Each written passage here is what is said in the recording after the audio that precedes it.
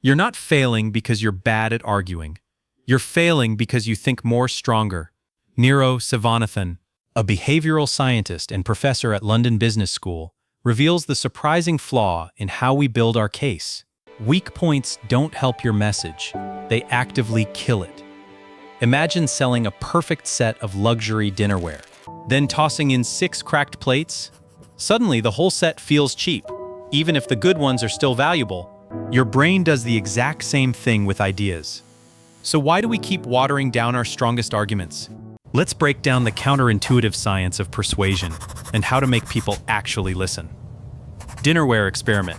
A 24-piece perfect set, $390.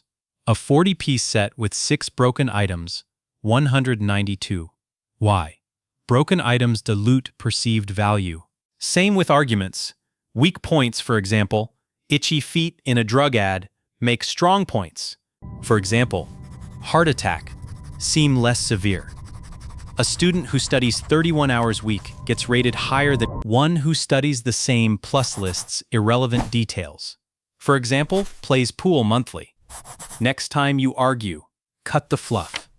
Ask, does this point directly support my case? Your mind doesn't add arguments.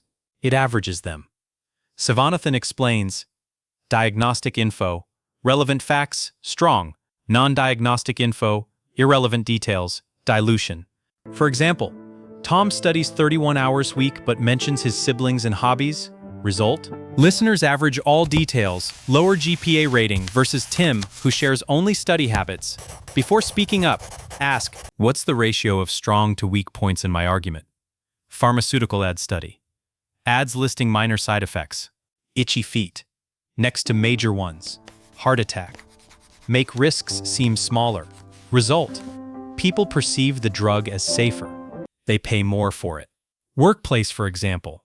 A manager critiques a flawed strategy but adds, also, the report, margins were off. Result: team dismisses the core critique. Cut filler. If you're fighting a bad decision, focus on the biggest risk, not the typo in the proposal. Step 1. Trim the noise. Sivanathan's rule: aim for fewer, stronger points. For example, weak. This strategy is risky because of cost, timing, unclear metrics, and the team's feedback. Strong. This strategy is risky because of cost and timing. Here's why.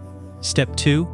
Test your points. Before speaking up, ask, is this diagnostic relevant? Does it add weight or water it down? Step 3. Use contrast strategically. If you must mention a weak point, isolate it. Precede it with strong data. For example, the drug has risks, heart attack and stroke. Minor side effects include itchy feet, strong first, weak second. Dilution minimized. Here's the truth. Persuasion isn't a numbers game. It's a filtering game. The more noise you add, the less your audience hears the signal. Like, subscribe, and let's master the art of influence together. Persuasion isn't about saying more. It's about saying what matters. Comment. Subscribe for more influence-shaping strategy.